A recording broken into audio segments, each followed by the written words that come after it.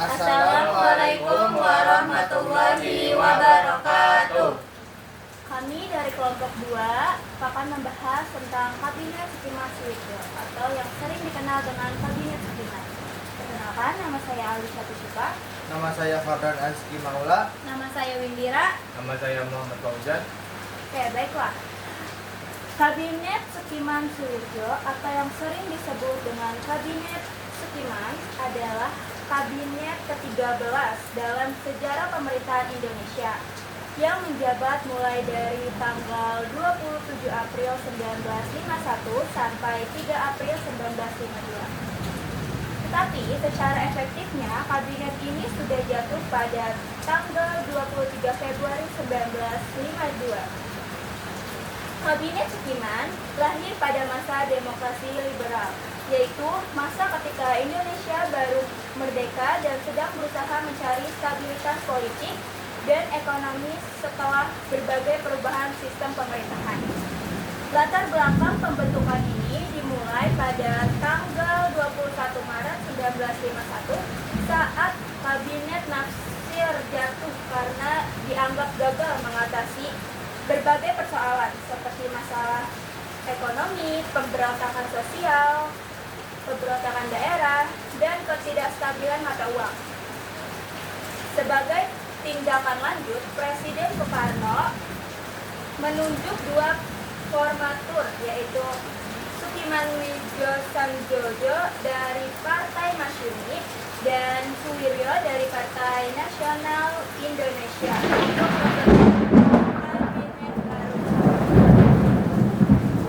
Proses perundingannya berlangsung sekitar selama 1 bulan dan akhirnya susunan kabinet ini diumumkan pada tanggal 26 April 1951 dan dilantik hari setelahnya, yaitu tanggal 27 April 1951. Kabinet ini terdiri dari 18 menteri dan mendapat dukungan dari beberapa partai seperti PIF, Perindo, Katolik, Parindra, PSII, Praktis Demokrat, Buruh, dan beberapa anggota independen lainnya. Kabinet Setiman ini menjadi simbol kerja sama antara 2 kekuatan besar politik pada masanya. Karena ada Masyumi sebagai Partai Indonesia, Partai Islam, dan PNI sebagai Partai Nasionalis. Koalisi ini diharapkan mampu membawa stabilitas politik dan pemerintahan yang lebih solid di tengah situasi negara yang masih belum stabil. Meskipun singkat, Kabinet Setiman memiliki arti penting dalam perjalanan politik Indonesia karena menunjukkan betapa sulitnya membangun pemerintahan yang stabil pada masa awal kemerdekaan serta menggambarkan tentang besaran sistem demokrasi parlementer saat itu. Selanjutnya ada program utama kabinet. Kabinet Setiman menetapkan beberapa program prioritas untuk membangun fondasi negara yang baru merdeka. Program-program ini didasarkan pada kebijakan pemerintah RIS dan upaya untuk mengatasi tantangan pasca kolonial. Berikut adalah beberapa program utamanya. Yang pertama ada pembangunan ekonomi dan infrastruktur. Fokus pada rehabilitasi ekonomi yang rusak akibat perang kemerdekaan, termasuk pembangunan jalan, jembatan, dan sarana transportasi. Program ini bertujuan untuk meningkatkan produksi pertanian dan perdagangan untuk mengurangi ketergantungan pada bantuan asing. Yang kedua, pendidikan dan kebudayaan. Pengembangan sistem pendidikan nasional termasuk membangun sekolah dan universitas. Kabinet mendorong pendidikan gratis dan wajib belajar untuk meningkatkan literasi dan sumber daya manusia. Yang ketiga, kesehatan dan kesejahteraan sosial. Program kesehatan masyarakat seperti pembangunan rumah sakit dan kampanye vaksinasi untuk mengatasi penyakit menular. Juga termasuk bantuan sosial bagi korban perang dan pengungsi. Yang keempat, integrasi nasional dan keamanan. Upaya menyatukan negara bagian dalam RIS termasuk reformasi militer dan penanggulangan pemberontakan. Kabinet ini berusaha memperkuat pemerintah pusat untuk menghadapi separatisme regional. Yang terakhir, hubungan luar negeri. Diplomasi untuk mendapatkan pengakuan internasional dan bantuan ekonomi dari negara-negara seperti Amerika Serikat dan Belanda sambil menjaga netralitas dalam perang dingin.